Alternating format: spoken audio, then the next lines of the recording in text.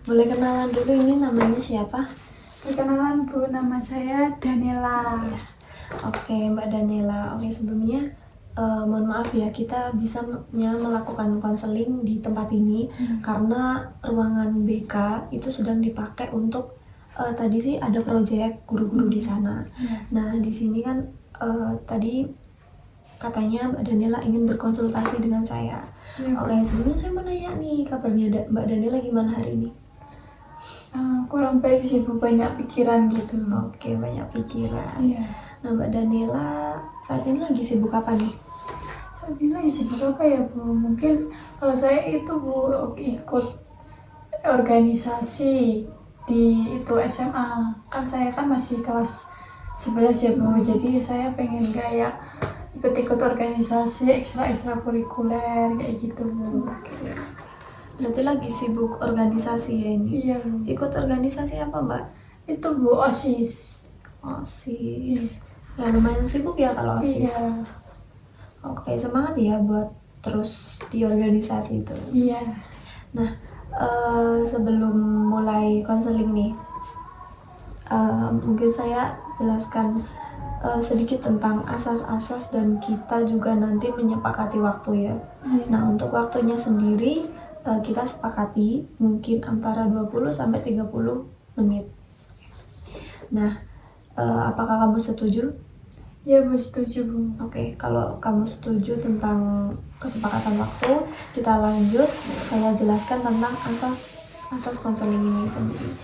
Nah, di konseling ini nanti kita dilandasi dengan 3 asas, yaitu asas kerahasiaan, asas keterbukaan, dan asas kesukarelaan. Nah, di sini untuk asas kerahasiaan ini sendiri, di sini kamu nggak perlu takut. Kalau nanti cerita kamu, data diri kamu, permasalahan kamu itu nanti akan tersebar kemana-mana. Karena di sini konseling ini sudah dilandaskan dengan asas kerahasiaan. Jadi kamu tenang saja, tidak perlu takut dan panik nanti saya menyebarkan informasi tersebut. Nah, yang kedua ada asas keterbukaan, di mana di asas ini kamu itu harus terbuka dalam sesi konseling ini. Tidak boleh ada yang ditutup-tutupi agar saya nanti mengevaluasinya itu juga bisa runtut lah dan jelas. Nah, yang ketiga itu ada asas kesukarelaan.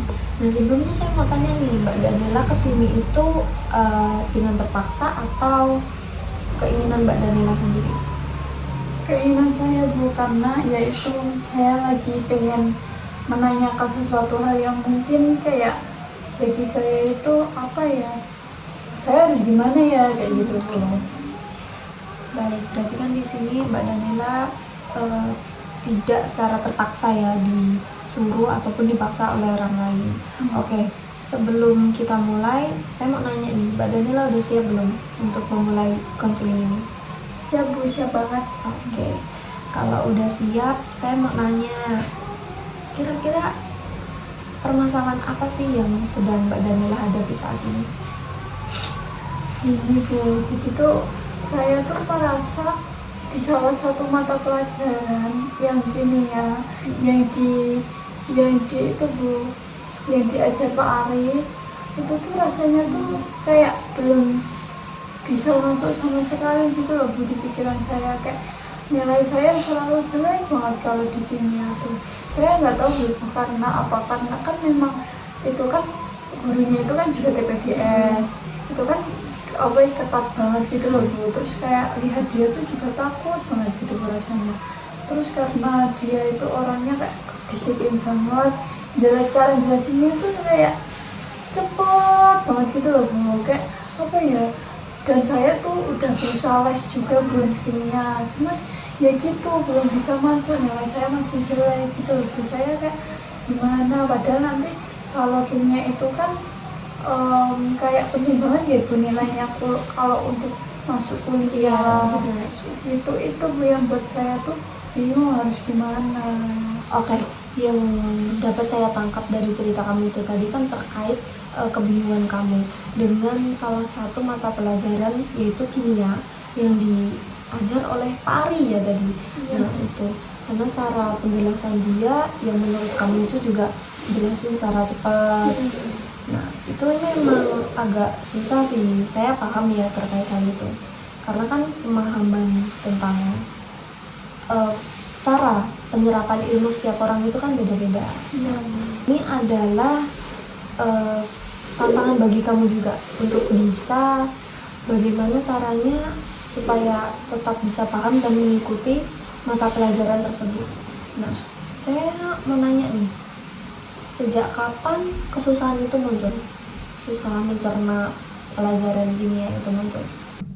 Dulu itu Bu, waktu kelas 10 itu kan bukan yang ngajar Pak Ari ya.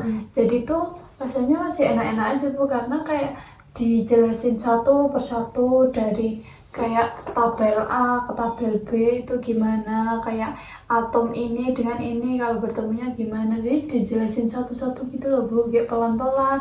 Terus kalau ada yang bertanya pun kayak nggak takut gitu Bu. Sekarang tuh udah jelasinnya cepet banget, terus kita waktu mau bertanya tuh kayak takut gitu loh Bu, karena memang orangnya tuh kayak bener-bener menakutkan Bu, jadi kayak nggak berani aja gitu Bu. Makanya hal itu muncul ketika kelas 11, masuk kelas 11 itu kan udah ganti ke Pak Ari. Makanya itu Bu, bagi saya tuh karena ya itu salah satu faktornya karena gurunya itu Pak Ari itu Bu. Oke, saya paham. Berarti ini masalahnya itu muncul saat mulai kelas 11 ya? Ya, Masuk Bu. kelas 11 waktu udah ganti guru juga, guru mata pelajaran. Nah, sebelumnya saya mau tanya nih, kalau selain di sekolah, apakah ada permasalahan belajar saat kamu di rumah terkait dengan pelajaran kimia ini? Atau kamu kesusahan juga setelah untuk mencerna saat belajar di rumah gitu?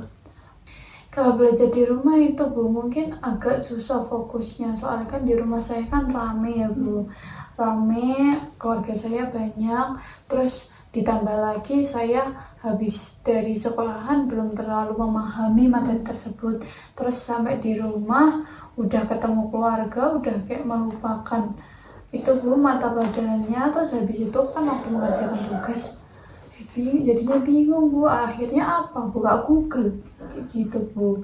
Itu yang buat kayak akhirnya bisanya ya udah karena Google kayak gitu. Oke, yang saya tangkap di sini tuh kamu tuh nggak cuma ada permasalahan di sekolah aja, tapi di rumah cara proses belajar kamu terkait dengan pelajaran kimia ini juga lumayan terganggu ya. Iya Bu. Oke. Nah, sebenarnya kalau untuk Google itu digunain itu boleh, tapi tidak boleh berlebihan. Karena di sini yang namanya sekolah itu yang mikir kan kamu, yang penyerapan ilmu juga kamu. Jadi kita tidak boleh selalu bergantung di Google ya. Oke. Nah, untuk itu kemungkinan kita bisa kayak ngebuat program atau action plan-nya itu sendiri. Karena mungkin dari kesulitan ini kamu sendiri, mungkin saya akan sedikit memberikan solusi atau action plan atau programnya itu sendiri agar kamu itu juga bisa terbantu dalam menanggulangi permasalahan kamu ini. Oke, sebelumnya saya mau tanya, tujuan kamu kesini selain untuk bercerita, apakah kamu juga ingin mencari solusi atau tidak? Iya Bu, saya kan pengennya cerita juga itu biar saya itu agak lega gitu loh Bu, dan saya juga butuh solusi Bu, karena ketika saya mengalami hal seperti itu saya bingung Bu harus kayak gimana. Bahkan saya udah les pun saya masih mempunyai nilai kimia yang jelek Bu, jadi saya kayak harus gimana gitu, apa dalam cara belajar saya ataupun manajemen belajar saya juga masih bingung Bu, salahnya di mana gitu loh Bu. Gitu Bu. Berarti sebelumnya kamu tuh sudah melakukan cara juga ya dengan cara les ataupun itu. Iya Bu. Namun memang pemahaman saat di sekolah itu juga masih kurang sangat Bu. kurang. Iya Bu. Jadi kan mungkin kan kalau les kan caranya kan beda-beda ya Bu. Caranya mungkin sesuai dengan kita. Cuman ketika di sekolahan itu biasa mempunyai cara yang berbeda. Maka dari itu apa yang kita pelajari di les itu biasanya tuh kayak nggak masuk gitu loh Bu waktu dibawa ke kelas, jadi itu membuat bingung juga kayak gitu Bu. Oke. Nah, untuk ini kamu mungkin biar lebih terarah ya, dan mungkin ini bisa sedikit ngebantu kamu. Mungkin kamu itu bisa kayak membuat kayak rencana belajar yang sederhana gitu loh. Kayak bisa dibilang itu kayak action plan ya, kayak plan kamu, cara kamu belajar kayak gitu gimana. Karena kan itu sebelumnya kamu udah pernah buat apa belum terkait itu? Belum, Bu. Kalau belum pernah buat, mungkin kita bisa coba ini untuk membuat kayak rencana belajar yang sederhana gitu, kayak ngebuat jadwal kayak gitu. Kamu belum pernah buat kayak gitu? Belum, Bu. Oke, kalau belum buat berarti tuh kamu tuh oke, kita mulai dari hal yang paling mungkin agak berat ya ini. Karena kan permasalahan terbesarnya itu kan waktu di sekolah. Terkait gimana susahnya kamu memahami yang dijelaskan sama Pak Ari. Nah, untuk itu kamu itu mungkin bisa mencoba dari hal yang paling kecil. Seperti kayak meringkas, terus kayak gimana sih caranya aku bisa paham dan bisa mengerti. Kamu cari waktu yang tepat untuk kayak menyerap apa yang dijelaskan oleh Pak Ari. Nah, kamu tuh bisa melakukan dengan cara yang paling sederhana, tapi memang agak susah ya dilakuin ini, karena benar-benar membutuhkan niat juga. Nah, kamu tuh bisa kayak belajar untuk meringkas materi yang dijelaskan oleh Pak Ari di mata pelajaran kimia itu. Meringkas itu mungkin terlihat sepele, tapi sebenarnya itu sangat-sangat membantu kamu kalau kamu mau belajar di rumah. Untuk kayak ibaratnya kamu follow up pelajaran itu lagi buat belajar di rumah. Kamu bisa ngebuat catatan kecil atau apa. Kalau semisal kamu malas ngeringkas atau apa, cari kayak yang bisa ngebuat kamu itu semangat ringkas. Kayak contohnya buku buku dia diary atau apa yang menarik menarik diri kamu lah untuk bisa mau untuk meringkas. Nah, yang kedua, sebelumnya saya mau tanya nih, kamu tuh di pelajarannya Pak Ari udah pernah meringkas gitu nggak? Atau emang setiap pelajarannya kamu meringkas atau emang nggak pernah gitu? Lebih ke jarang sih, Bu. Soalnya udah males gitu loh, Bu. Kayak dia tuh ngajarnya juga cepet, kayak ya udah kayak rasanya udah males aja. Oke, berarti emang itu hal yang perlu kami coba ya, meringkas. Nah, yang kedua itu ada yang namanya itu membuat rencana belajar. Nah, itu kamu bisa kayak ngebuat suatu catatan kecil yang dimana catatannya itu nanti itu kayak jadwal belajar kamu. Semisal memang itu kamu emang di rumah males, tapi kamu harus ada niat untuk bisa menempuh target itu, target belajar itu sendiri. Kayak contohnya belajar kayak setiap malam, nanti kamu kayak kasih waktu nih, oh 1 jam belajar untuk kimia. Setiap malam kamu itu kayak rutinin untuk belajar sedikit lah, sebentar lah, untuk mempelajari pelajaran kimia yang udah kamu catat atau kamu ringkas dari sekolah itu. Kayak gitu, diulang-ulang terus saja gitu, biar kamu, karena kan emang agak susah ya untuk memahami itu. Nah, makanya itu perlu diulang-ulang gitu. Nah, intinya kayak kita mulai dari waktu yang paling singkat gitu dulu aja kalau belajar itu. Nah, untuk selanjutnya saya akan ngasih saran yang ini benar-benar mungkin ngebantu kamu banget. Kalau semisal kamu ini benar-benar kesusahan untuk memahami materi yang dijelaskan oleh Pak Ari, kamu tuh jangan ragu untuk bertanya. Nggak apa-apa, berani aja. Pak Ari itu nggak mungkin langsung kayak marahin kamu. Beliau intinya kalau ada siswa yang kurang paham pastinya nanti akan dibantu juga. Intinya jangan ragu untuk bertanya, oke? Iya, Bu, siap, Bu. Oke, apakah kamu sudah paham dengan yang Ibu jelaskan tadi? Mungkin saya sedikit lebih paham ya, Bu. Cuman ya mungkin saya sedikit demi sedikit akan coba tadi yang seperti Ibu programkan tadi, kayak apa itu, Bu, membuat rencana belajar. Terus kayak mungkin waktu pelajarannya Pak Ari sedikit demi sedikit saya ringkas kayak gitu. Mungkin saya juga kalau masih bingung, saya mulai memberanikan diri untuk tanya ke Pak Ari ya mungkin, tapi ya paling sulit itu sih, Bu, tanya ke Pak Ari. Cuma karena kan Pak Ari kan juga TPDS ya, itu kan kedisiplinan, jadi orangnya tuh kayak galak banget. Itu sih, Bu, yang mungkin buat kayak satu hal yang membuat apa ya, saya belum berani kayak gitu. Oke, nggak apa-apa, itu perlu dicoba. Jadi nggak langsung semuanya kamu lakuin itu, nggak. Itu dimulai sedikit demi sedikit. Yang penting kan niatnya. Nah, oke, bagus sih kamu sudah paham, dan mungkin untuk minggu ini kamu bisa mulai melakukan.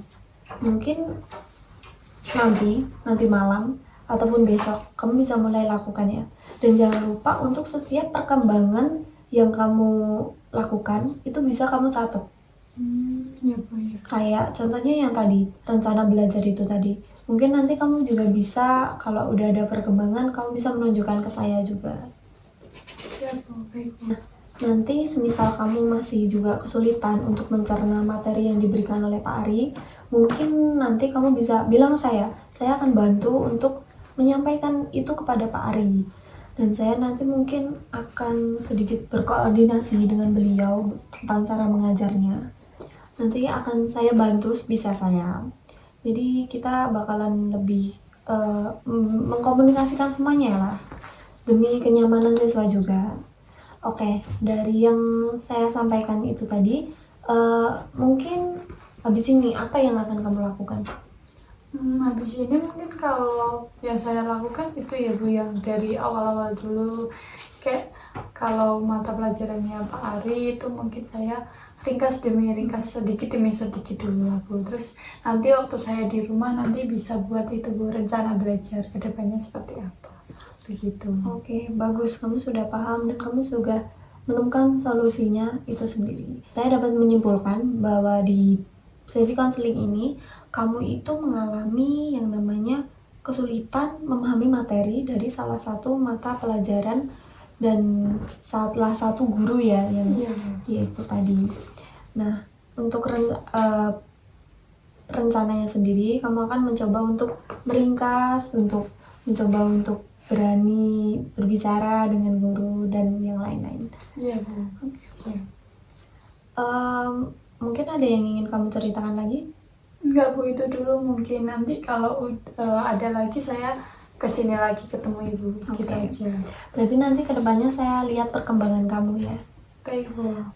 Kalau tidak ada yang kamu sampaikan lagi, saya mau nanya nih, gimana perasaan kamu setelah sesi konseling ini?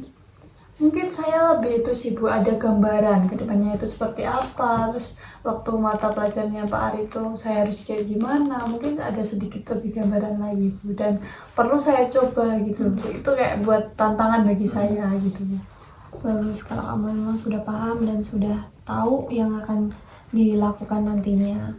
Oke, karena mungkin ini waktunya juga hampir selesai dan kamu juga yang diceritakan sudah. Iya. Mungkin itu saja yang dapat saya sampaikan. Tetap semangat dan Iya Bu. tetap Terima kasih ya Bu bahagia. udah ngasih kesempatan waktunya melonggar-longgarkan. Iya, sama-sama. Ya udah Bu, saya mau masuk kelas dulu. Iya. Ya. Terima kasih ya Bu. Iya.